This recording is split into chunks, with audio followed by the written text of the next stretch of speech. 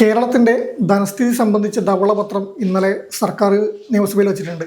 അതിൽ ഏറ്റവും പ്രധാനപ്പെട്ട ഒരു നിർദ്ദേശം, അതായത് നമ്മുടെ സാമ്പത്തിക സ്ഥിതി മെച്ചപ്പെടുത്താനുള്ള നിർദ്ദേശമായിട്ട് പറയുന്നത് പെൻഷൻ പ്രായം ഉയർത്തുക അല്ലെങ്കിൽ റിട്ടയർമെൻറ്റ് ഏജ് ഉയർത്തുക എന്നതാണ്. അതുവഴി വർഷത്തിൽ വലിയൊരു ലാഭം ഉണ്ടാക്കാൻ പറ്റുമെന്നും കേരളത്തിൽ ഇപ്പം ശമ്പളം കൊടുക്കലും പെൻഷൻ കൊടുക്കലും ഒക്കെയാണ് വരുമാനത്തിൻ്റെ പകുതിയിലധികം പോകുന്നതെന്നാണ് റിപ്പോർട്ട് പറഞ്ഞത്. പക്ഷെ അങ്ങനെ ഒരു തീരുമാനം നടപ്പിലാക്കുമ്പം അത് കേരളത്തിലെ യുവജനങ്ങളുടെ വയറ്റത്തടിക്കുന്നത് പോലെ ഒരു നിയമന നിരോധനത്തിലേക്ക് പോകുന്നത് വ്യക്തമാണ്. ഇത്തരമൊരു ഘട്ടത്തിൽ അതിന് തയ്യാറാവേണ്ടതുണ്ടോ? അത് മുഖ്യമന്ത്രി ഇന്നലെ തന്നെ പറഞ്ഞിട്ടുണ്ട്, അത് നിർദ്ദേശം മാത്രമാണ്, അത് പഠിച്ചിട്ടുള്ള ചർച്ച നടത്തുന്നേ ഉള്ളൂ എന്ന്. പക്ഷേ നേരത്തെ നമുക്കറിയാം, നേരത്തെ UDF സർക്കാരിൻ്റെ കാലത്താണ് 55 എന്നുള്ളത് 56 വയസ്സിലേക്ക് പെൻഷൻ പ്രായം ഉയർത്തി വന്നത്. അന്ന് യുവജന പ്രതിഷേധം വളരെയധികം നമ്മൾ കണ്ടതാണ്. ഇന്നലെ തന്നെ ഇപ്പം ഈ തീരുമാനം ഒരു നിർദ്ദേശമുണ്ടെന്ന് കണ്ടപ്പോൾ തന്നെ DYFI പോലുള്ള യുവജന സംഘടനകൾ, ഇടത് യുവജന സംഘടനകൾ രംഗത്തെത്തിക്കഴിഞ്ഞു. യഥാർത്ഥത്തിൽ ഇത് ഒരു യുവജന വിരുദ്ധ നീക്കമല്ലേ? അതായത് ആ തരത്തിൽ കാണാൻ കഴിയും തോന്നുന്നില്ല. എന്തെന്ന് വെച്ചാൽ സംസ്ഥാനത്തിൻ്റെ റവന്യൂ വരുമാനത്തിൻ്റെ ഏതാണ്ട് 29% ശമ്പളമായിട്ട് മാത്രം പോകുന്നുണ്ട്. അതുകൂടാതെ പെൻഷനായിട്ട് ഏതാണ്ട് 19% ആ തരത്തിലും പോകുന്നുണ്ട്. ഇത് ഒരു സംസ്ഥാന സർക്കാരിനെ സംബന്ധിച്ച്, പ്രത്യേകിച്ച് കേരളം പോലെ വലിയ വ്യാവസായിക എന്താ പറയുക പിന്തുണയില്ലാത്ത ഒരു സംസ്ഥാന സർക്കാരിനെ സംബന്ധിച്ച് ഇത് ഒരു വലിയ ചിലവാണ്. മറ്റുള്ള സംസ്ഥാനങ്ങളെ പോലെയല്ല നമ്മുടെ വരുമാനത്തിൻ്റെ രീതി, നമ്മുടെ എന്താ പറയുക സമീപനങ്ങൾ, നയങ്ങൾ ഒക്കെ, അത് കോൺഗ്രസ് ആണെങ്കിലും CPM ആണെങ്കിലും എപ്പോഴും ക്ഷേമ രാഷ്ട്രീയത്തിനെ ബേസ് ചെയ്തിട്ടുള്ള നയങ്ങളാണ്. ആ നയങ്ങളൊന്നും ഒരു കാലത്ത് നമ്മൾ അങ്ങനെ മാറിയിട്ടില്ല. അപ്പം അങ്ങനെ ഒരു സമീപനം എടുക്കുന്ന ഒരു സംസ്ഥാനത്തെ സംബന്ധിച്ച് ഇത്രയും വലിയൊരു ഭാരം ഏറ്റിക്കൊണ്ട് പോകുക എന്ന് പറഞ്ഞാൽ വലിയൊരു പ്രയാസം തന്നെയാണ്. പിന്നെ പ്രത്യേകിച്ച് ഇപ്പോഴത്തെ ഒരു സാഹചര്യം, ഇപ്പോൾ കിഫ്ബിയുടെ കാര്യത്തിൽ ധവളപത്രത്തിൽ നൽകുന്ന സൂചന എന്ന് പറയുന്നത് മിക്കവാറും കിഫ്ബി അവർ കൂട്ടാൻ പോവുകയാണ്. അവർ പറയുന്നത് ഏതാണ്ട് 56,000 crores അവരെ സംബന്ധിച്ച്, സർക്കാരിനെ സംബന്ധിച്ച് വലിയൊരു കടഭാരമായിട്ട് വരികയാണ്. അപ്പോൾ ഇതെല്ലാം കൂടെ പരിഗണിക്കുമ്പോൾ പുതിയ സർക്കാരിനെ സംബന്ധിച്ച് വളരെ സേഫായിട്ടുള്ളൊരു സോണിലേക്ക് അവർ ഇപ്പോൾ തൽക്കാലം മാറുക എന്നുള്ളതാണ് അവരെ സംബന്ധിച്ചുള്ള ഒരു പ്രധാന വഴി. അപ്പോൾ ആ തരത്തിൽ നോക്കുമ്പോൾ ഇതൊരു വയസ്സായിട്ടുള്ള നീക്കമായിട്ടാണ് എനിക്ക് കാണാൻ കഴിയുന്നത്. അല്ല, അതിപ്പോൾ ഈ പറയുമ്പോൾ ഈ പറഞ്ഞ വിരമിക്കൽ പ്രായം ഉയർത്തുമ്പം ഇപ്പോൾ തൽക്കാലത്തേക്ക് പെൻഷൻ കൊടുക്കേണ്ടി വരില്ല, താൽക്കാലിക ലാഭം മാത്രമായിട്ടാണ് അത് വരുന്നത് എനിക്ക് തോന്നുന്നു. കാരണം തൽക്കാലം പെൻഷൻ കൊടുക്കേണ്ടി വരില്ല. ഒരു 2 വർഷം ഇവർ സർവീസിലിരിക്കുമ്പം അതിൻ്റെ റാങ്ക് ഉയർന്ന റാങ്കിലേക്ക് വരും, അപ്പം ഗ്രാറ്റുവിറ്റിയുടെ വരും. പിന്നീട് അവർ കൊടുക്കേണ്ടത് ആ ഉയർന്ന പദവിയുടെ പെൻഷനും ശമ്പളവും ഒക്കെയാണ് അവർക്ക് കിട്ടുന്നത്. അപ്പോൾ ഒരു താൽക്കാലിക ലാഭത്തിനേക്ക് മാത്രം നോക്കുമല്ലോ നമ്മൾ. അതിൻ്റെ അപ്പുറത്തേക്ക് പോകുമ്പം അത് തിരിച്ചടിയാവില്ലേ? ഈ വരുന്ന സാമ്പത്തിക ലാഭം എന്ന് നമ്മൾ നോക്കാൻ വേണ്ടി പറ്റുമ്പോൾ പിന്നെ ഈ പറഞ്ഞാൽ തന്നെയാണ് ഇങ്ങനൊരു നീക്കം വരുമ്പം ഇപ്പോൾ ഈ പറഞ്ഞ പോലെ ഒരു 60 വയസ്സിലേക്ക് അല്ലെങ്കിൽ 2 വർഷം തന്നെ കൂട്ടുകയാണെങ്കിൽ അടുത്ത 2 വർഷത്തേക്ക് നിയമന നിരോധനം വരും. ഇപ്പം നമ്മളറിയാം, പ്രതിപക്ഷത്തായിരുന്നപ്പം ഈ യൂത്ത് കോൺഗ്രസിൻ്റെ നേതാക്കളെല്ലാം കൂടി പറഞ്ഞത് PSC റാങ്ക് ലിസ്റ്റിൻ്റെ കാര്യങ്ങൾ കാലാവധി നീട്ടും. ഈ മുഖ്യമന്ത്രി ആദ്യത്തെ വാർത്താ സമ്മേളനത്തിൽ തന്നെ ക്യാബിനറ്റ് ശേഷം തന്നെ പറഞ്ഞിട്ടുണ്ട്. അപ്പോൾ അത്രയുള്ള ഈ റാങ്ക് ലിസ്റ്റുകൾ വരുന്ന നിലവിലെ റാങ്ക് ലിസ്റ്റുകൾ അല്ലെങ്കിൽ PSC പരീക്ഷകൾ ഇതൊക്കെ നീണ്ടുപോകുന്ന ഒരവസ്ഥയ്ക്ക് വരില്ല, അടുത്ത 2 വർഷത്തേക്ക് വരുന്നതല്ലേ. അപ്പോൾ ഈ യുവാക്കൾ, ഈ പഠിച്ചിറങ്ങിയ യുവാക്കൾ, PSC സ്വപ്നങ്ങൾ കിടക്കുന്ന യുവാക്കൾ, നമ്മളൊരു ക്ഷേമ സംസ്ഥാനം നേരത്തെ പറഞ്ഞല്ലോ, ഏറ്റവും കൂടുതൽ വരുന്നതും അങ്ങനെ തന്നെയാണ്. ഈ പറഞ്ഞ PSC തന്നെ നോക്കണോ എന്ന ചോദ്യങ്ങളൊക്കെ ബാക്കി എപ്പോഴും നമുക്ക് വരുന്നതാണ്, പറയുന്നതാണ്. അത് പ്രതിപക്ഷത്തേക്ക് മാറി മാറി ചോദിക്കുന്നതാണ്. എങ്കിൽ കൂടി അത്രയധികം ഒരു വലിയ യുവജന വിഭാഗം ഇതിന് കാത്തിരിക്കുമ്പം അവർക്ക് വരുന്നതിന് ഒരു വലിയ നഷ്ടത്തിലല്ലേ പോകുന്നത്. അത് PSC സ്വപ്നം കണ്ട് നടക്കുന്ന യുവാക്കൾ എന്ന് പറഞ്ഞാൽ നമ്മൾ ഒരു ദീർഘകാലമായിട്ട് നമ്മൾ ഉപയോഗിച്ച് വരുന്ന ഒരു പ്രയോഗമാണ് PSC സ്വപ്നം എന്ന് പറയുന്നത്. പ്രത്യേകിച്ച് കേരളത്തിന്റെ അത് വെറുതെ ആണെന്ന് പറയാൻ പറ്റില്ല. കേരളത്തിലെമ്പാടും ഈ PSC കോച്ചിങ് സെന്ററുകളുടെ അവിടുത്തെ ഇതും നമുക്ക് കാണുന്നുണ്ട്. കേരളത്തിൽ ഇപ്പോൾ തെക്കൻ ഭാഗങ്ങളിലേക്ക് പോയി കഴിഞ്ഞാൽ വളരെ ശക്തമാണ്. വടക്കൻ ഭാഗങ്ങളിൽ താരതമ്യേന കുറവാണ്, പക്ഷെ ഇപ്പോഴും ഈ സമയം വർദ്ധിച്ചു വരുന്നുണ്ട്. പക്ഷേ ഇതൊരു തൊഴിൽ പ്രസ്ഥാനമായിട്ട് മാറിയിരിക്കുകയാണ്. വലിയ തോതിലുള്ള ഒരു തൊഴിൽ പ്രസ്ഥാനം, തൊഴിൽ ഏറ്റവും കൂടുതൽ കൊടുക്കുന്ന ഇതൊരു വ്യവസായമോ അല്ലെങ്കിൽ ഏതെങ്കിലും തരത്തിലുള്ള സംരംഭങ്ങളോ ഒന്നുമല്ല. അപ്പോൾ കേരളത്തിലെ വലിയൊരു വിഭാഗം ടാലൻറ്റ് ഈ പ്രത്യേകമായിട്ട് കിട്ടുന്ന ചില ആനുകൂല്യങ്ങൾ, സർക്കാർ ആനുകൂല്യങ്ങൾ, പത്മനാഭൻ്റെ 4 ചക്രം വാങ്ങാൻ വേണ്ടിയിട്ട് പിന്നാലെ നടക്കുന്നത് വലിയൊരു പ്രശ്നമായിട്ടാണ് ഞാൻ കാണുന്നത്. എനിക്ക് തോന്നുന്നത് വലതുപക്ഷ രാഷ്ട്രീയത്തിനകത്ത് അവരും ഇതിനെ കാണുന്ന രീതി അങ്ങനെ തന്നെയാണ്. ഇപ്പോൾ കേരളത്തിൻ്റെ പശ്ചാത്തലത്തിൽ കോൺഗ്രസിനെ സംബന്ധിച്ച് വളരെ എക്സ്ട്രീമായിട്ടുള്ളൊരു നിലപാടെടുത്ത് PSC നിയമനങ്ങളുടെ എതിരെ അല്ലെങ്കിൽ അതിന് പ്രോത്സാഹനം കൊടുക്കാത്ത തരത്തിലൊരു എക്സ്ട്രീം നിലപാടൊന്നും എടുക്കാൻ കഴിയില്ലായിരിക്കാം. പക്ഷേ ഒരു വലതുപക്ഷ രാഷ്ട്രീയത്തിനകത്ത് ഒരിക്കലും അങ്ങനത്തെ ഒരു പാർട്ടിക്ക് ഇത്തരത്തിൽ ഇവരെ പ്രോത്സാഹിപ്പിച്ച് PSC നിയമനങ്ങളെ പ്രോത്സാഹിപ്പിച്ച് മുമ്പോട്ട് പോകാൻ കഴിയില്ല. കാരണം അത് ഗ്രോത്തിന് തടസ്സം തന്നെയാണ്. ഈ ടാലൻറ്റ് മുഴുവൻ സർക്കാർ ഉദ്യോഗസ്ഥരായിട്ട് മാറി. സർക്കാർ ഉദ്യോഗം എന്ന് പറഞ്ഞാൽ എന്തുകൊണ്ടാണ് അതത്ര ആകർഷകമായി മാറുന്നതിനുള്ളതിന് പല കാര്യങ്ങളുണ്ട്. ശമ്പളം ഉറപ്പാണ്, ഒരു സാമ്പത്തിക ഭദ്രത ഉറപ്പാണ്. ഇതിൻ്റെ ഒക്കെ പുറമെ കിട്ടുന്ന ലീവുകളുടെ എണ്ണവും കിട്ടുന്ന സൗകര്യങ്ങളുടെ അളവ്, അങ്ങനെ പലതരത്തിലുണ്ട്. ഇപ്പോൾ നമ്മുടെ സർക്കാർ ഓഫീസുകളിലൊക്കെ കുറേയൊക്കെ മെച്ചപ്പെട്ടിട്ടുണ്ടെങ്കിലും ഒരു പരിധി വരെ മടി പിടിച്ചിരിക്കാനുള്ള സാധ്യതകളുണ്ട്. അപ്പോൾ ഇതൊക്കെ കണ്ടിട്ട് തന്നെയാണ് യുവാക്കൾ ഇതിന് പിന്നാലെ നടക്കുന്നത്. യുവാക്കളെ സംബന്ധിച്ച് അവർ ഈ ഒരു യൗവനത്തിൽ ചെയ്യേണ്ട ചില കാര്യങ്ങളുണ്ട്. അവർ സാഹസികമായിട്ട് സംരംഭങ്ങളിൽ ഏർപ്പെടാനും സാഹസികമായിട്ടുള്ള നീക്കങ്ങൾ നടത്താനും ഒക്കെ കഴിയുന്ന ഒരു പ്രായമാണ്. അങ്ങനത്തെ ഒരു ടാലൻ്റ് ഉള്ള ആളുകളുണ്ടാവും. ഇവരൊക്കെ ഈ മടിയൻ ജോലികൾക്ക് വേണ്ടിയിട്ട് അല്ലെങ്കിൽ അത്ര വലിയ ഭാരം ഇല്ലാത്ത ജോലികൾക്ക് വേണ്ടിയിട്ട് ശ്രമിക്കുന്നിടത്താണ് ഞാൻ പറയുന്ന എല്ലാവരുടെയും കാര്യമില്ല, പക്ഷേ PSC എഴുതുന്ന ഭൂരിഭാഗം ആളുകളുടെയും കാര്യം. പ്രത്യേകിച്ച് ഈ ലാസ്റ്റ് ഗ്രേഡ് ജോലികൾക്കൊക്കെ വേണ്ടി ശ്രമിക്കുന്ന ആളുകളുടെ പക്ഷെ വലിയൊരു ആളുകളെ നിങ്ങൾ സംസാരിച്ചാൽ മനസ്സിലാവും, ഇവരുമായിട്ട് സംസാരിച്ചാൽ മനസ്സിലാവും ഇവരുടെ ഉദ്ദേശം എന്താണെന്നുള്ളത്. ഇവരതിനകത്ത് കയറിയിട്ട് രാജ്യസേവനം നടത്താൻ വേണ്ടിയിട്ടാണെന്നോ അതല്ലെങ്കിൽ സംസ്ഥാനത്തിൻ്റെ ഒരു ഒരു ക്രീമി ലെയറിൽ വരുന്ന വലിയൊരു ഉദ്യോഗസ്ഥ തലത്തിലേക്ക് വളർന്ന് സംസ്ഥാനത്തിന് വലിയ സംഭാവന നൽകാൻ വേണ്ടിയിട്ടാണെന്ന് ഒരാളും പറയില്ല. ഇവരുടെയൊക്കെ പ്രധാനപ്പെട്ട ഉദ്ദേശം സുന്ദരമായിട്ടുള്ള ലൈഫ് പ്രദാനം ചെയ്യുന്ന ഒരു സ്ഥലത്തേക്ക് എത്തിപ്പെടാനുള്ള. അത് തെറ്റാന്ന് പറയുന്നുണ്ട്, എല്ലാവരും ലക്ഷ്യം അതൊക്കെ തന്നെയാണ്. അവിടെയാണ് ഞാൻ പറയട്ടെ, ഈ സാമ്പത്തിക ഭദ്രത തന്നെയാണ് നിങ്ങൾ പറഞ്ഞു വരുന്നത്. ചുരുക്കമാണ് സാമ്പത്തിക ഭദ്രത നോക്കിയിട്ട് മാത്രം വരുന്നത്. പക്ഷെ അവിടെ നമുക്ക് ഇവരുടെ പ്രൊഡക്ടിവിറ്റി കൂട്ടാൻ വേണ്ടി ഈ പറഞ്ഞ ലീവ് മറ്റു കാര്യങ്ങളും മടിയം പിടിച്ച ജോലി ഇതൊക്കെ പറയുമ്പോൾ അത് കൂട്ടാൻ വേണ്ടിയല്ല സർക്കാർ സംവിധാനം ഉണരേണ്ടത്. അതിനെങ്ങനെ ഈ പറഞ്ഞ ക്രിയേറ്റീവ് ഈ കൂട്ടാൻ വേണ്ടി പറ്റും? യുവാക്കളുടെ ഈ സംരംഭത്തിന്റെ കാര്യം നിങ്ങൾ പറഞ്ഞു, ഈ നല്ല പ്രായത്തിൽ പോയിട്ട് ചെയ്യേണ്ട സമയത്ത് മടി പിടിച്ചിരിക്കുന്നത്. ആ മടി പിടിച്ചിരിക്കുന്നത് എങ്ങനെ ക്രിയേറ്റിവിറ്റി അല്ലെങ്കിൽ ഈ നമ്മുടെ സർക്കാർ വകുപ്പുകളിൽ ഇരിക്കുന്ന ഈ യുവാക്കളെ അവരുടെ ഇതെങ്ങനെ ഉൽപ്പാദനശേഷി എങ്ങനെ വർദ്ധിപ്പിക്കുക, അതെങ്ങനെ പ്രൊഡക്റ്റീവായി കൊണ്ടുവരാം എന്നല്ല നമ്മൾ നോക്കേണ്ടത്. അതിന് പകരം ഇവർ ഈ നല്ല പ്രായത്തിൽ ഞാൻ പറഞ്ഞൊരു ഈ ഇപ്പം പറഞ്ഞൊരു വാദം ആയുർദൈർഘ്യം ഉയർന്ന സമയത്ത് 56 വയസ്സിൽ വിരമിക്കുന്നത് നല്ലതല്ല, ഇനിയും ടൈം കൊടുക്കാം എന്നാണ് പറഞ്ഞത്. അതൊരു പിന്നെ നമുക്കറിയാം 56 അത്ര മോശം പ്രായമല്ല, 60 മോശം പ്രായം എന്നൊന്നും പറയുന്നില്ല. പക്ഷേ അതേ സമയത്ത് തന്നെ 36 വയസ്സൊക്കെയാണ് നമുക്ക് വരുന്നത്. വരുന്ന യുവാക്കൾക്ക് അവരുടെ നല്ല പ്രായത്തിൽ അവർക്ക് ഇവിടെ ചെയ്യാൻ വേണ്ടി പറ്റാതെ അല്ലെങ്കിൽ വിദേശത്തേക്ക് പോകുന്നത് അവർ പഠിച്ചിറങ്ങുന്ന ടെക്നിക്കലായാലും വിവിധ തരത്തിലായാലും എങ്ങനെയായാലും പഠിച്ചിറങ്ങുന്ന സമയത്ത് അവർക്ക് ജോലി ഇവിടെ കിട്ടാതെ അവർ വിദേശത്തേക്കും മറ്റു സംസ്ഥാനങ്ങളിൽ പോകുന്നു. അല്ലെങ്കിൽ മറ്റ് പിന്നെ ഈ പറഞ്ഞ പോലെ സ്വയം തൊഴിൽ അല്ലെങ്കിൽ സംരംഭം തുടങ്ങുന്നതിനൊന്നും പ്രശ്നമൊന്നുമില്ല, അതൊക്കെ ചെയ്തവരുണ്ട്, അതിനൊഞ്ചു പോകുന്നു. അതുകൂടി നമുക്ക് ആ നല്ല പ്രായം നമുക്ക് ഉപയോഗിക്കാൻ പറ്റാണ്ട് ഈ പറഞ്ഞ പോലെ ഒരു വലിയ ഏജിലേക്ക് കൊണ്ടുവരുമ്പോൾ അവർ അവിടെ നിർത്തി കൊണ്ടുപോയി കാര്യമുണ്ടോ? നമ്മൾ ഈ സപ്പോർട്ട് കൊടുക്കേണ്ടതും അവരുടെ സാമ്പത്തിക ഭദ്രത വിഷയം തന്നെയാണ്. അതിനെ എങ്ങനെ പ്രൊഡക്റ്റീവ് ആക്കാം എന്നല്ല നമ്മൾ ശ്രദ്ധിക്കേണ്ടത്. അല്ലാതെ അവർ പുറത്തിരിക്കട്ടെ, നമ്മൾ കുറച്ച് പേര് മാത്രം വന്നാൽ ഉള്ളവരങ്ങ് നീണ്ടുപോട്ടെ എന്ന് പറഞ്ഞതിൽ കാര്യമുണ്ട്. ഇതിൽ എക്സ്പീരിയൻസ് പ്രധാനപ്പെട്ട ഒരു ഘടകമായിട്ടാണ് ഞാൻ കാണുന്നത്. എക്സ്പീരിയൻസ് പ്രധാനം തന്നെയാണ്. ഇപ്പോൾ പിണറായി വിജയൻ എന്തുകൊണ്ടാണ് ഇപ്പോഴും പ്രതിപക്ഷ നേതൃസ്ഥാനത്തായിരിക്കുന്നത്? അദ്ദേഹത്തിന് ശരിക്കും നടക്കാൻ പോലും ആ വേഗത പോലും നഷ്ടപ്പെട്ടു കഴിഞ്ഞിട്ടുണ്ട്. പക്ഷേ അദ്ദേഹത്തിൻ്റെ എക്സ്പീരിയൻസ് എന്ന് പറഞ്ഞാൽ വളരെ ഇമ്പോർട്ടൻ്റ് ആണ്.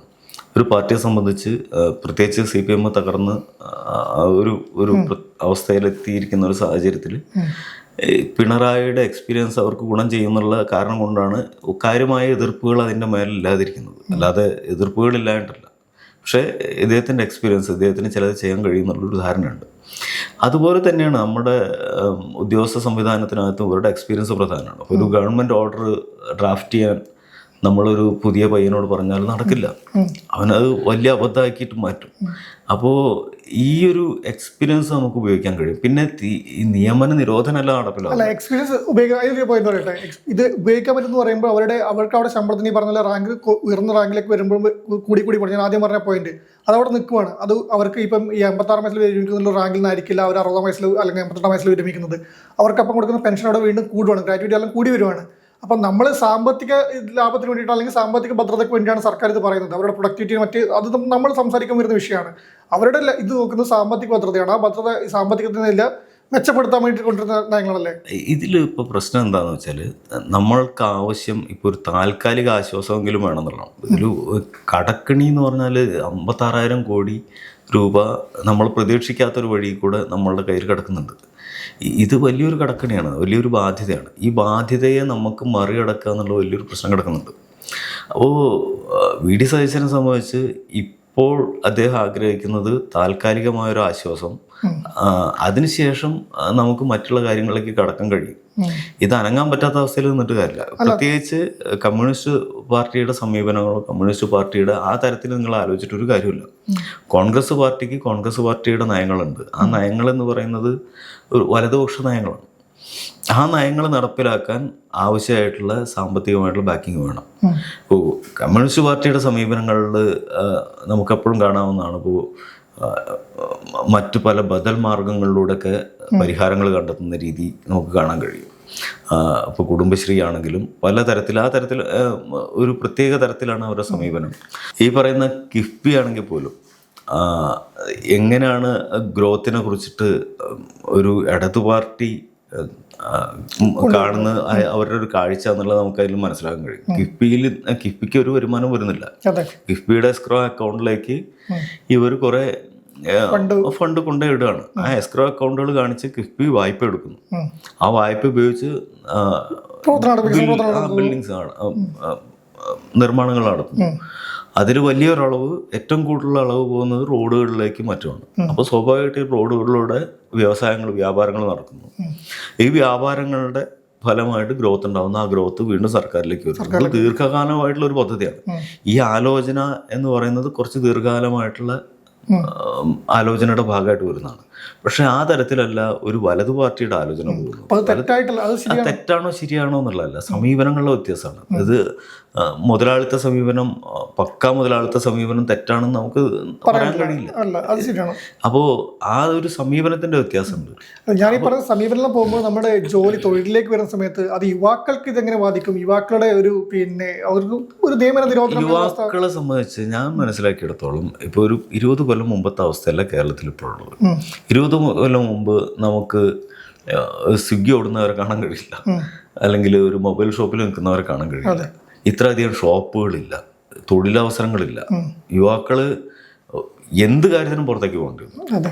നമുക്കിവിടെ നിൽക്കാനേ കഴിയില്ല, കാരണം ഒന്നുമില്ല. പക്ഷെ ഇപ്പോൾ ഒന്ന് നോക്കൂ, ഒരു തരത്തിലുള്ള പ്രതിസന്ധി എന്ന് പറഞ്ഞ പ്രശ്നം വരുന്നില്ല. അപ്പോൾ ഏറ്റവും കുറഞ്ഞത് നിങ്ങൾക്ക് സ്വിഗ്ഗി ഓടാൻ പോകും, ഊബർ ഓടാൻ പോവാം. അതായത് സാധ്യതകൾ വളരെ. കാര്യം പറയുമ്പോൾ ഈ വർഷങ്ങളായിട്ട് PSC പഠിച്ച് റാങ്ക് ലിസ്റ്റിൽ വന്നിട്ട് നിൽക്കുന്ന ഒരു വലിയൊരു വിഭാഗ സമൂഹം, ഒരു യുവാ സമൂഹം ഇപ്പോൾ ഉണ്ട്. അവരോട് പോയിട്ട് നിങ്ങൾ സ്വിഗ്ഗിയോട് സൊമാറ്റോട് അതല്ല പറയുന്നത്. സ്വിഗ്ഗി ഓടാൻ പറയുന്നില്ല, പക്ഷെ ഞാൻ സ്വിഗ്ഗി ഓടാൻ പറയും. ആരോട്? നിങ്ങൾ ഒരു മടിയൻ ജോലിക്ക് വേണ്ടിയിട്ടുള്ള ശ്രമം നടത്തുന്ന PSC കാരനാണെങ്കിൽ ഞാൻ സ്വിഗ്ഗി ഓടാൻ പറയും. അതല്ല, നിങ്ങൾ അതിൽ ഒരു ഉന്നത തലത്തിലേക്ക് വളർന്ന് നിങ്ങളുടെ ടാലന്റ് സംസ്ഥാനത്തിന് വേണ്ടിയിട്ട് ഉപയോഗിക്കാൻ വേണ്ടി PSCക്ക് ശ്രമിക്കുന്ന ആളാണെങ്കിൽ തീർച്ചയായും അതിൽ പ്രശ്നമുണ്ട് സ്വിഗ്ഗി ഓടാൻ പറയുന്നതിൽ. പക്ഷെ അയാൾക്ക് വ്യവസായ സംരംഭം തുടങ്ങി, അയാൾക്ക് സംസ്ഥാനത്തിന് ഉപകാരപ്പെടുന്ന അതാണ്. യഥാർത്ഥത്തിൽ യുവാക്കൾ ഈ PSCയിലേക്ക് അടിച്ചു കയറിയിട്ട് ഉണ്ടാക്കുന്ന നേട്ടത്തിനേക്കാളും ഉപകാരപ്പെടുക ഇയാളൊരു സംരംഭം തുടങ്ങി 4 പേർക്ക് ജോലി കൊടുത്താലുണ്ടാവുക ആ വ്യത്യാസം വളരെ വലുതായിരിക്കും. ഞാൻ മനസ്സിലാക്കുന്നത് ഈ ഒരു 4 വർഷത്തെ ഗ്യാപ്പ് വരുന്നുണ്ട്. 4 വർഷം കൊണ്ട് യുവാക്കൾ വലിയൊരു തരത്തിൽ പ്രശ്നത്തിലാവും, യാതൊരു സംശയവുമില്ല. ആ പ്രശ്നത്തിനെ മറികടക്കാൻ അവർ ട്രൈ ചെയ്യും, ഒരു സംശയമുണ്ട്. ഒരു സർവൈവൽ സ്വഭാവം മനുഷ്യരുണ്ട്. അവർ ആ ശ്രമം നടത്തുമ്പോൾ ഇത് ആത്യന്തികമായിട്ട് പോസിറ്റീവായിട്ട് വരും. നമ്മുടെ നാട്ടിൽ സംരംഭങ്ങൾ കൂടും, നമ്മുടെ നാട്ടിൽ വ്യാവസായിക വളർച്ച ഉണ്ടാവും. അല്ല, ഇപ്പം ഈ പറഞ്ഞ സംരംഭങ്ങൾ കൂടും, ആക്കുകയൊക്കെ ചെയ്യും. ഇത് നമുക്കറിയാം, നമ്മുടെ നാട്ടിൽ സംരംഭങ്ങൾ ഇപ്പോൾ വ്യവസായ സൗഹൃദമാണ്, നിക്ഷേപ സൗഹൃദമാണെന്നൊക്കെ പറയുന്നുണ്ട്. പക്ഷെ നമ്മളൊരു കൂട്ടത്തിൽ, നമ്മളിപ്പോൾ പഠിച്ച് നമ്മുടെ ഹൈസ്കൂളിലെ കാലത്തിലെ ഒരു കൂട്ടുകാരെ എടുത്ത് നോക്കിയാൽ അതിലൊരു 10 പേര്, നമ്മൾ നാട്ടിൻപുറത്തൊക്കെ ആണെങ്കിൽ 10 പേർക്കും ഒരു ഇൻവെസ്റ്റ്മെൻറ്റ് ചെയ്യാൻ വേണ്ടി ഒരു ഇതിലേക്ക് വരാൻ വേണ്ടി പറ്റുന്നതല്ല. ഇപ്പോഴും വ്യവസായ സൗഹൃദം, നിക്ഷേപ സൗഹൃദം എന്നൊക്കെ പറയുമ്പോഴും അവരെ ഒരു ഇത് തുടങ്ങണമെങ്കിൽ ഈ സമയത്ത് എത്രത്തോളം ബുദ്ധിമുട്ടുണ്ടാവും. അങ്ങനെയുള്ള നിരവധി കുടുംബങ്ങളിൽ പഠിച്ചു വരുന്ന വിദ്യാർത്ഥികളാണ് ഈ PSCക്ക് വേണ്ടിയിട്ട് കാത്തിരിക്കുന്നതും. അവർ പഠിച്ചിട്ട് ചിലപ്പം ലിസ്റ്റിലുള്ളവർ ഇപ്പോൾ ലിസ്റ്റ് നീണ്ടുപോകുന്ന പറഞ്ഞാൽ ചിലപ്പോൾ 4 വർഷം കൊണ്ട് അവൻ്റെ കാലാവധി തീർന്നിട്ടുണ്ടാവും. പ്രായപരിധി കടക്കുന്ന ആശങ്കയുള്ള ഒരു വിഭാഗം ഉണ്ടാവും. റാങ്ക് ലിസ്റ്റിലൂടെ ഒരു കൂട്ടം മരണം സംഭവിക്കും. ഈ നിയമന നിരോധനം എന്ന് പറഞ്ഞാൽ ചെറിയൊരു 4 വർഷത്തെ കാലയളവ് വെറുതെ അല്ല. പിന്നെ വരുന്ന 4 വർഷം കഴിഞ്ഞിട്ട് PSC നിയമനം വരും, ഒരു പരീക്ഷ വരും എന്ന് പറയും. അതൊരു ലോട്ടറിയായി മാറും. ഈ പറഞ്ഞ ഈ പറഞ്ഞ സന്ധിവട്ടം പറഞ്ഞ പോലെ തന്നെ കുറേയധികം ആൾക്കാർ മറ്റു ജോലികളിലേക്ക് പോകുന്ന, തൊഴിലേക്ക് പോകുന്നൊക്കെ ഉണ്ടാവും. പക്ഷെ എന്നാലും ഇതിലേക്ക് വരുന്ന ആൾക്കാരുടെ എണ്ണം കൂടുന്നതും ഈ വരുന്ന ഒരു കൃത്യമായ ഒരു ഭരണക്രമത്തിൽ ഈ PSC പരീക്ഷകൾ വരുമ്പോൾ അതിന് വിശ്വാസം നടക്കുന്നുണ്ട്, കൃത്യമായി നടക്കുന്നുണ്ട്. അതല്ലാതെ ഇങ്ങനെ വരുമ്പോൾ ഒരു വലിയ കൂട്ടം വന്നിട്ട് ഒരു പരീക്ഷ എഴുതി ലോട്ടറി എടുക്കുന്ന ഒരു തുല്യത്തിലേക്ക് പോകുന്ന പറയുമ്പോൾ ആ ഒരു രീതിക്ക് മൊത്തം വരും. ഒരു യുവാക്കൾക്ക് മൊത്തത്തിലൊരു വലിയ പ്രശ്നം ഉണ്ടാവും. പിന്നെ ഇത് നടപ്പിലാക്കാൻ പറ്റുന്നത് എനിക്ക് തോന്നുന്നത് നമ്മൾ നേരത്തെ പറഞ്ഞല്ലോ 55-56 ആക്കിയപ്പോൾ കണ്ടൊരു പ്രതിഷേധങ്ങളൊക്കെ ഉണ്ട്. അതും അന്നത്തെ UDF സർക്കാർ ഉണ്ടാക്കുന്നതിന് നിലവിലെ സമയത്തിൽ അതിനുമെതിരെ DYFI ഉള്ള സംഘടനകൾ ഇപ്പം തന്നെ രംഗത്ത് ഇറങ്ങിയിട്ടുണ്ട്. ഇതിൽ കേരളത്തിൻ്റെ ഒരു പ്രത്യേക സാഹചര്യം കൂടി നമ്മൾ കാണണം. കേരളത്തിൽ ഭൂപരിഷ്കരണം നടന്നിട്ടുള്ള സംസ്ഥാനമാണ്. അപ്പോൾ അത് ഇന്ത്യയിലധികം സംസ്ഥാനങ്ങൾ നടന്നിട്ടില്ല. അപ്പോൾ മറ്റുള്ള സംസ്ഥാനങ്ങളിൽ നിന്ന് വ്യത്യസ്തമായിട്ട് നമ്മുടെ നാട്ടിലെ യുവാക്കൾക്ക് ഒരു 5 സെൻറ്റ് പറമ്പെങ്കിലും വെച്ച് ബാങ്കിൽ കൊണ്ടുവച്ച് ലോൺ എടുക്കാനും ഒരു വ്യവസായ സംരംഭം തുടങ്ങാനും, വ്യവസായം എന്ന് പറഞ്ഞാൽ വലിയ വ്യവസായം എന്നല്ല പറയുന്നത്, ഒരു സംരംഭം തുടങ്ങാനൊക്കെ നമുക്ക് മറ്റുള്ള സംസ്ഥാനങ്ങളെക്കാളൊക്കെ വളരെയധികം സാധ്യതകൾ കൂടുതലൊരു സ്ഥലമാണ്. അതായത് എല്ലാവർക്കും സാധ്യത ഉണ്ട്. ഞാൻ പറയുന്നത് മറ്റു സംസ്ഥാനങ്ങളിൽ സാധ്യത ഇല്ല എന്ന് പറയുന്നത് വളരെ ദരിദ്രരായ ആളുകളുണ്ട്. അത് അവരുടെ എണ്ണം വളരെ കൂടുതലാണ്. നമ്മുടെ നാട്ടിലെ സംബന്ധിച്ച് ഭൂപരിഷ്കരണത്തിൻ്റെ ഒരു പ്രത്യേകത ഉണ്ട്. എല്ലാ ആളുകളുടെയും കയ്യിലും ഭൂമി ഇരിക്കുന്നു. എല്ലാവർക്കും സംരംഭങ്ങൾ തുടങ്ങാനും അതിൻ്റെ റിസ്ക് എടുക്കാനുള്ള സാഹചര്യങ്ങളും സാധ്യതകളുണ്ട്. ഈ റിസ്ക് എടുക്കാനുള്ള മടി മാത്രമാണ് നിങ്ങൾ PSRM പിന്നാലെ പറയുന്നതിൻ്റെ പ്രധാന സംഗതി. നമ്മൾ ഈ റിസ്ക് എടുക്കാൻ തയ്യാറാണോ? ആ റിസ്ക് എടുക്കാൻ യുവാക്കളെ പ്രേരിപ്പിക്കുന്ന ഒരു ഘടകമായിട്ട് ഇത് മാറുകയാണെങ്കിൽ ഒരു പോസിറ്റീവ് വശമാണ്. ഇപ്പം ഈ പറഞ്ഞ 4 വർഷം കഴിഞ്ഞിട്ട് നമുക്ക് ഇതിലേക്ക് നിയമനത്തിലേക്ക് വരുമ്പോൾ ഒരു മനോഭാവം എല്ലാ യുവാക്കൾക്കിടയിൽ പഠിച്ചിറങ്ങുന്നവർക്കെല്ലാം വരും. ഇത് PSC എളുപ്പമല്ല, അല്ലെങ്കിൽ PSC എന്നുള്ള സാധനം നമുക്ക് അത്ര എളുപ്പമായി കിട്ടുന്ന, അല്ലെങ്കിൽ ഞാൻ നേരത്തെ പറഞ്ഞ ലോട്ടറിയായി മാറും, അപ്പോൾ അത് ഈ പറഞ്ഞ സംരംഭത്തിലേക്ക് കടക്കാം. അങ്ങനെ നമ്മളൊരു മൈൻഡ് സെറ്റിന് സെറ്റായി വരും. പക്ഷെ ഇപ്പോൾ ഇവിടെ നിൽക്കുന്ന ഈ PSC സംരംഭം നടക്കുന്ന ഒരു വിഭാഗം, വലിയൊരു വിഭാഗം, നമ്മൾ കഴിഞ്ഞ സർക്കാരിൻ്റെ കാലത്തായാലും അതിന് മുൻ ഏത് സർക്കാരിൻ്റെ കാലത്തായാലും PSC ഉദ്യോഗസ്ഥരുടെ സമരം തിരുവനന്തപുരത്ത് സെക്രട്ടറിയേറ്റിന് മുന്നിൽ അത് പതിവ് കാഴ്ചയാണ്. അങ്ങനെ ഒരു വിഭാഗം അവിടെയുണ്ട്. അവരെ പാടെ തള്ളിക്കൊണ്ട് നമ്മൾ ഈ പറയുന്ന ഒരു പെട്ടെന്നൊരു സ്വിച്ച് ഇട്ട പോലെ ഇത് മാറാൻ പറ്റുന്ന സാധനമല്ല. സർക്കാരിന് നയം എടുക്കാനും ഉത്തരവിറക്കാനും വലിയ പാടുണ്ടാവും എനിക്ക് തോന്നുന്നില്ല. ഇപ്പം നികുതി സമ്പത്താണ് ഇവർ നോക്കുന്നത്. അതിൽ നികുതി ഇവർ ഊർജിതമാക്കുകയോ അല്ലെങ്കിൽ ദൂരത്ത് ഒഴിവാക്കുക, അങ്ങനെ പല മാർഗ്ഗങ്ങൾ ഇവർക്ക് തേടാവുന്നതാണ്. അതൊന്നുമല്ലാതെ ഈ പെൻഷൻ പ്രായവും ശമ്പളവുമാണ് ഇഷ്യൂ എന്നതിൽ സ്റ്റക്കായിട്ട് ഒരു തീരുമാനം എടുക്കുമ്പം ഇപ്പോഴുള്ള ഒരു ഒരു വിഭാഗം, ഞാൻ ഈ പറഞ്ഞ ഒരു 30 വയസ്സ് കഴിഞ്ഞ് നിൽക്കുന്ന ഒരു വിഭാഗമുണ്ട്. നമ്മളൊരു യുവാക്കളുടെ PSC നോക്കിക്കൊണ്ടിരിക്കുന്നത്. ചിലപ്പോൾ ഒരു 18-ാം വയസ്സോടെ പഠിച്ചു വരുന്ന വിഭാഗമായിരിക്കും. അവർക്ക് പറഞ്ഞാൽ ഓപ്ഷനുകൾ ഉണ്ടായിട്ടുണ്ടാകും. ആ സമയത്ത് വല്ല ഇപ്പോഴും എല്ലാം ഓപ്ഷൻ ഉണ്ടാകും. പക്ഷെ അവരെ നമ്മുടെ ഈ സിസ്റ്റം തന്നെ രൂപപ്പെടുത്തിയെടുത്തത് ഇതിന് വേണ്ടിയിട്ടാണ്. അവർ കാണുന്നത് നേരത്തെ പറഞ്ഞാൽ തന്നെ പത്മനാഭന്റെ ചക്രം തന്നെയാണെങ്കിൽ അവരുടെ സ്വപ്നം അതാണ്. അതിന് വേണ്ടിയിട്ട് 10 വർഷത്തോളം ചെലവഴിച്ചൊരു യുവാക്കൾ അവിടെ നിൽക്കുന്നുണ്ട്. അവരെ പാടെ അവഗണിച്ചിട്ട് വരുമ്പം അവർക്ക് വലിയൊരു അവർക്ക് അതെങ്ങനെ തരണം ചെയ്യാൻ പറ്റും നമുക്ക് പറയാൻ വേണ്ടി പറ്റില്ല. സർക്കാരിന് മുമ്പിൽ മറ്റു പല വഴികളും ഉണ്ട്. ഈ സർക്കാരിൻ്റെ ദൂരത്തിനെ കുറിച്ച് നമ്മൾ പറയുന്നത് ഈ സതീശൻ സർക്കാർ വന്നപ്പോൾ തന്നെ പറഞ്ഞാണ് ഒരു അനാവശ്യ ദൂരത്തും ഉണ്ടാവില്ല, എല്ലാം സെറ്റാണെന്ന് പറഞ്ഞു. കഴിഞ്ഞ സർക്കാരിൻ്റെ കാലത്ത് മറ്റേ ക്ലിഫ് ഹൗസുകളിലെ എല്ലാ മന്ത്രിമന്ദിരങ്ങളും മോടി പിടിപ്പിക്കുന്ന പ്രശ്നങ്ങളൊക്കെ പറഞ്ഞ് അതിനൊക്കെ അവർ വിമർശിച്ചിട്ടുണ്ട്. ഈ PSCയുടെ ഇഷ്യൂ വരുമ്പോൾ തന്നെ ഈ ഭാഗത്ത് തന്നെ ധനത്തിൻ്റെ പ്രശ്നം വരുമ്പോൾ ഒക്കെ തന്നെ ഇവർ പറഞ്ഞാണ് ദൂരത്തൊഴിവാക്കുമെന്ന്. ഇപ്പോൾ വന്നതിന് ശേഷം നമ്മൾ ആദ്യം തന്നെ കണ്ടത് ഇതെല്ലാം ചെയ്യുന്നുണ്ടല്ലോ, അത് ചെയ്തത് തെറ്റാണെന്ന് ഒരിക്കലും പറയുന്നില്ല. മുഖ്യമന്ത്രി അല്ലെങ്കിൽ സംസ്ഥാനത്തിൻ്റെ മന്ത്രിമാർ ഈ 24 മണിക്കൂർ അല്ലെങ്കിൽ 19 മണിക്കൂറോളം സർക്കാരിന് ജനങ്ങൾക്ക് വേണ്ടി കഴിയുന്നവർക്ക് അവിടെ മരപ്പട്ടി കയറുന്ന ക്ലിഫ് ഹൗസാണ് തിരുവനന്തപുരത്ത് നിന്നുള്ള എല്ലാവർക്കും അറിയുന്നതാണ്. അത് അന്നും അതെ ഇന്നും അതെ, അതിലൊരു മാറ്റമില്ല. പക്ഷെ അതിന് മോടി പിടിപ്പിക്കേണ്ട ഒരു മോഡിയല്ല, അറ്റകുറ്റപ്പണിയാണ്. മോടി പിടിപ്പിക്കുന്നത് ഒരു മാധ്യമങ്ങളുടെ ടൈമായിരിക്കാം, അത് ചെയ്യേണ്ടത് തന്നെയാണ്, വേണ്ടെന്ന് പറയുന്നില്ല. പക്ഷേ അങ്ങനെയുള്ള സംസ്ഥാനത്ത് അങ്ങനെ അതുമാത്രമല്ല, ഇപ്പം സർക്കാരിൻ്റെ വാർഷികാഘോഷം കഴിഞ്ഞ പിണറായി സർക്കാർ ഏറ്റവും കൂടുതൽ വിമർശനം കൊണ്ടായിരുന്നു സർക്കാരിൻ്റെ വാർഷികാഘോഷങ്ങൾ നടത്തുന്നത്. എല്ലാ ജില്ലകളിലും PRD നേതൃത്വം നടത്തുന്നത് ലക്ഷങ്ങൾ പൊടിച്ചിട്ടാണ് അതിൽ ഓരോ സന്ധ്യ നടത്തുന്നത്. അത് കൾച്ചറൽ ഇവന്റ് സർക്കാരിനൊരു ഒരു പരസ്യം തന്നെയാണ്, അത് വേണ്ടെന്ന് പറയുന്നത്. പക്ഷേ അങ്ങനെയുള്ള പല മാർഗ്ഗങ്ങളും ഇത് ദൂർത്ത് കുറക്കാനുണ്ട്.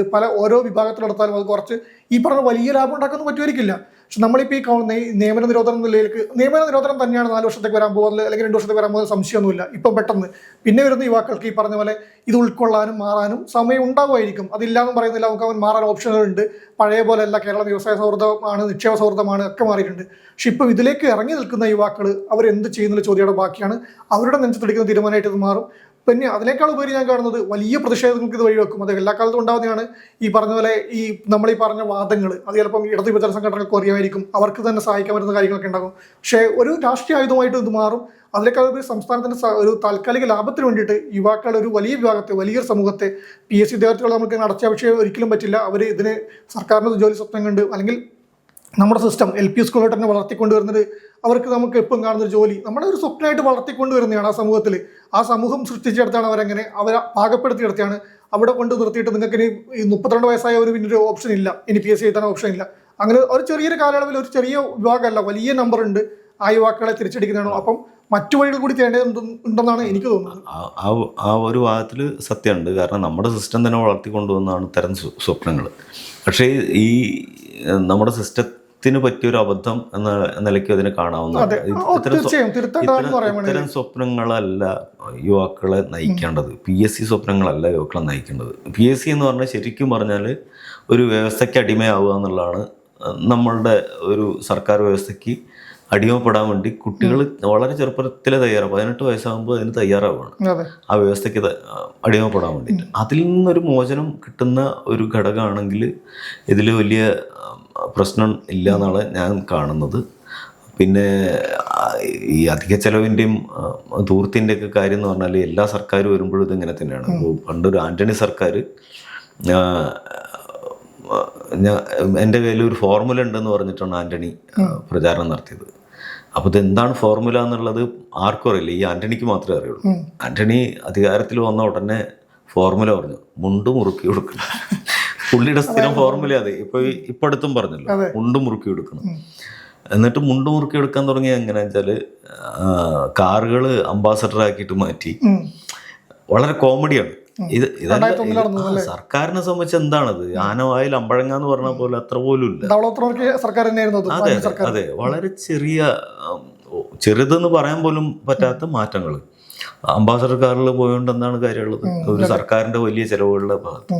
അപ്പൊ അതിൽ വലിയ ന്യായങ്ങളൊന്നുമില്ല. സർക്കാർ വരുമ്പോഴും ഇങ്ങനെ ധവളപത്രം ഇറക്കുകയും അങ്ങനെ വാദപ്രതിവാദങ്ങൾ നടത്തുകയും ചെയ്യാറുണ്ട്. പക്ഷെ ഈ ഒരു കാര്യത്തിൽ യുവാക്കൾ കുറെ കൂടി യാഥാർത്ഥ്യത്തിലേക്ക്, നമ്മൾ ജീവിക്കുന്ന യാഥാർത്ഥ്യത്തിലേക്ക്, നമ്മുടെ സാഹചര്യങ്ങളിൽ വരുന്ന വലിയ മാറ്റത്തിലേക്ക് കണ്ണു തുറക്കണം എന്നാണ് എനിക്ക് പറയാനുള്ളത്. തീർച്ചയായും അതിലേക്ക് ഒരു പോയിന്റ് കൂടി ആഡ് ചെയ്യാം. VP പറഞ്ഞ പോലെ തന്നെ നമ്മുടെ ഈ സിസ്റ്റത്തിൽ വരുത്ത രീതി ഇപ്പോഴത്തെ PSC അല്ലെങ്കിൽ ഉന്നത വിദ്യാഭ്യാസമുള്ളവർ PSC നോക്കിയിട്ട് നമുക്ക് വേണ്ട, അല്ലെങ്കിൽ കുറച്ച് പണമുണ്ട്, നമുക്ക് ഒരു ഒറ്റ വഴികൾ തേടാൻ ആഗ്രഹമുണ്ട് എന്നുള്ള ഒരു ധനമുള്ള യുവാക്കളാണെങ്കിൽ അവർ നേരെ പുറം രാജ്യങ്ങളിലേക്ക് പോകുന്ന ഒരു രീതിയാണ് ഇപ്പോൾ കണ്ടുവരുന്നത്. നമുക്ക് സംസ്ഥാനങ്ങൾ അവർ നഷ്ടപ്പെടുകയാണ്. ഇപ്പോൾ ഈ PSC അല്ലാത്ത യുവാക്കൾ നമ്മളിപ്പോൾ നോക്കിയാൽ ഭൂരിഭാഗം പേരും സിക്കിയോടുന്ന നേരത്തെ പറഞ്ഞ പല വിഭാഗങ്ങളുണ്ട്. അതുണ്ടെങ്കിൽ കൂടി കുറച്ച് ഉന്നത വിദ്യാഭ്യാസം നേടുന്ന ആൾക്കാർ ഇതിന് നിൽക്കാതെ നേരെ വിദേശങ്ങളിലേക്ക് പോകുന്ന രീതി നമുക്ക് കാണുന്നുണ്ട്. പോകുന്നത് മോശമെന്നല്ല പറയുന്നത്, പലായനം കൂട്ടപോലെ അതിനെ ഈ വരുന്ന 4 വർഷത്തേക്ക് യുവാക്കൾ നിയമന നിരോധനം വരുമ്പം ഈ പറഞ്ഞ ഒരു പലായനത്തിൻ്റെ തോതും വളരെയധികം വർദ്ധിക്കും. അവരെ പ്രൊഡക്റ്റീവായ നല്ല പ്രായത്തിൽ നമുക്ക് സേവനം ലഭിക്കാതെ അത് പുറത്തേക്ക് പോവുകയും അതിനുശേഷമുള്ള വരുന്ന തലമുറ നമുക്ക് ഈ പറഞ്ഞ വാർത്ത കൊണ്ടുവരാൻ പറ്റും. പക്ഷേ നമുക്ക് നഷ്ടപ്പെടാൻ പോകുന്നത് ഈ ഒരു നല്ല പ്രായത്തിൽ നല്ല സ്കില്ലുള്ള യുവാക്കളെ ആയിരിക്കും. അതിൻ്റെ ഒരു രീതി അത് എങ്ങനെ മറികടക്കാൻ ഈ സർക്കാരിന് കഴിയും? ഈ പറഞ്ഞ മറ്റു മാർഗ്ഗങ്ങൾ ഇവർ പാരലായിട്ട് മറ്റു സാധനങ്ങൾ കൊണ്ടുവരാൻ പറ്റുമെങ്കിൽ അത് പറഞ്ഞ പോലെ ഈ പ്രതിപക്ഷ സംഘടനകളായിട്ട് ചർച്ച ചെയ്ത് തീരുമാനിക്കാൻ പറ്റുമെങ്കിൽ അത് നന്നായിരിക്കും. അല്ലാതെയുള്ള തീരുമാനം എനിക്ക് ഇപ്പോഴും തോന്നുന്നു ഈ നിലവിൽ ഇപ്പം PSC സ്വപ്നം കണ്ടു കിടക്കുന്ന അല്ലെങ്കിൽ PSCയിലേക്ക് ഇറങ്ങിപ്പോയ ഒരു തലമുറയെ അതിനെ അവരുടെ ഒരു പെരുവഴിയാക്കുന്നതിന് തുല്യമായിരിക്കും എന്നാണ് തോന്നുന്നത്.